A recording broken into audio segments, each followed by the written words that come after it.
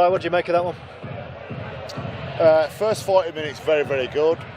Second 40, I took all three of our middles off purposely, and Lockie came on, Dan Fleming came on, Sam Esse came on, and took off Connor Jones. And I wanted them to have a couple of things. I wanted them to have a bit of a breather, and I want to see the other four on the field together. So Bailey Gill came on the field and got his first game since Workington, ironically Workington away, and it rattled a bit. It wasn't good, but I'm not concerned at all about that period. Then when we, put those fellas back on the field again, we got a grip of it again. So I think this referee that we had tonight, I think he's very, very good. He's a young fella, and I've never criticised referees, and I'm not going to criticise him.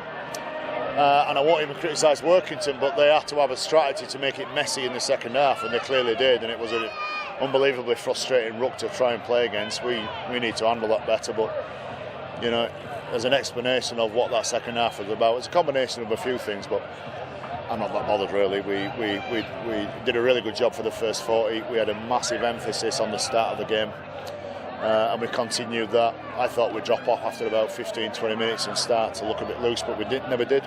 The first 40 minutes was I thought was really good.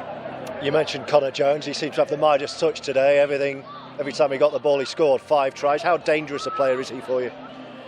If he gets given space, for sure. At this time of year, when you put a scoreline in like that against the team, I'm not sure how much good it does you. What is transferable from this game to what's going to be a more competitive game against Sheffield next week? That's my question. And then, what do we pick up from this game and transfer to a Halifax the week after that, and Halifax in playoffs if it is Halifax? So yeah, it's they're the thing that's going through my mind. But it's been a really good day. Pleased for the fans, pleased for the crowd that they get to score. I thought some of the tries we scored in the first half as well were very, very good. There were some real high levels of skill on the end of some really tough stuff as well that went up through the middle of them, and it's the old adage in the game, isn't it? You've got to get the horse before the cart, and we did that really well in the first half, created loads of opportunities, and at the back end of those sets, we had some really good pass selections, some really good offloads, some high levels of skill to score some fantastic tries. And Jonesy, he's giving some space. He's sharp, isn't he? Final thought then on the fans who gave you a big welcome, a big level of support as they have done all year, heading into the business end of the season. How important could they be to what you want to achieve? Yeah, I think if it is Halifax that we're playing here, that's going to be a real game, a real contest, and they affect. And we've seen this year that when